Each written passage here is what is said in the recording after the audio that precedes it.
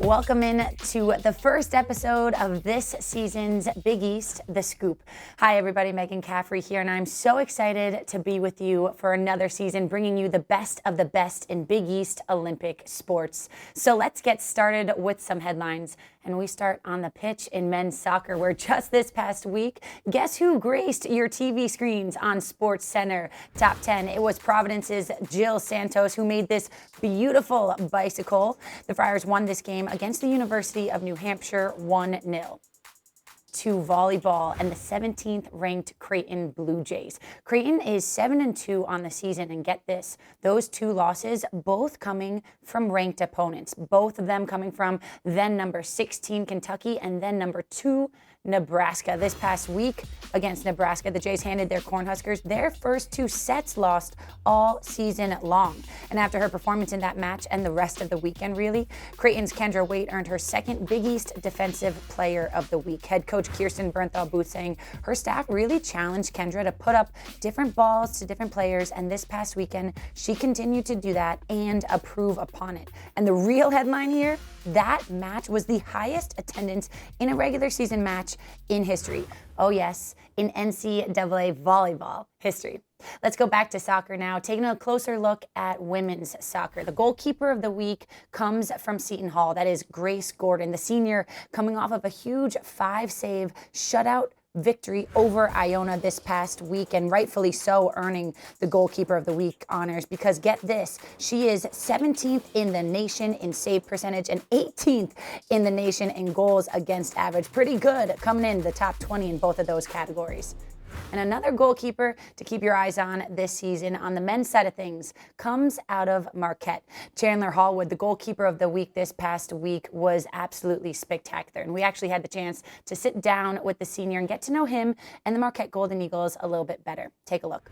We are so excited to welcome into the Scoop Marquette senior goalkeeper and Big East goalkeeper of the week, Chandler Hallwood. Chandler, welcome in. We're so excited to have you. Let's look at your performance this past weekend a little bit. A 3-0 shutout win for you and your squad over Michigan. What was that experience like playing in that game? It was a very good experience. First time coming up against Michigan for me. Another Big Ten team, so another challenge for me and the team. But it was a very good team. Good team performance. Obviously happy to get a clean sheet, and scoring 3 goals at the other end is always a bonus as well. How were you, speaking of that clean sheet, that was your second one in a row. How were you able to just hold off Michigan? Just being confident, really, doing my job, doing what I do, doing the basics, talking, organising as much as I can, and keeping the ball out the back of the net. How would you describe yourself as a leader when you are in net? Are you really vocal, talking to your line? What's that dynamic like? Yeah, so I try to be as vocal as much as I can and be the leader on the pitch as much as possible. Being the oldest guy in the team, I feel like it's my responsibility to do that. But even if I wasn't the oldest person in the team, being a goalkeeper, that's the main job, really. You see the whole field at the back, from the back. So keeping loud and talking throughout the game helps the team. Do you have some fun with your teammates being the oldest one? Are you able to share some wisdom with them maybe?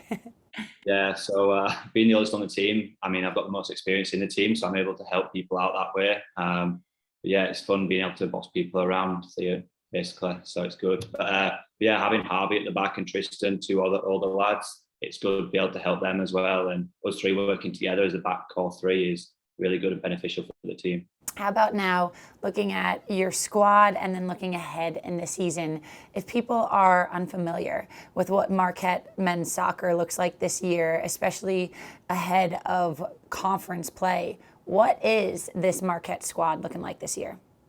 We're looking very strong. I mean, there's me, Zion, Lucas, Alan, Ben. There's 5 of us that have been here 5 years, been in college 5 years, that are heading into our final semester now. So we've got a big desire to win, want to win. There's a lot of energy on the field from us, and we've been able to push that down to the new younger lads that have come in, because they know what we want. So they've picked up and come on board with it, and we've all got the same goals going forward. But yeah, just even the lads that came in the spring, you can tell they're wanting to win as well. They know how hard we want to win. So we're all seeming to be on the same page, and there's a lot of energy and desire going forward to meet our personal and team goals. Well, Chandler, thank you so much for joining us this week on The Scoop. Congratulations on your Big East honors and best of luck the rest of the way. Thank you very much. Let's take a peek at the schedule for this upcoming weekend of what you have to look forward to in Big East Olympic sports. 2 sports actually starting conference play this weekend in field hockey and men's soccer.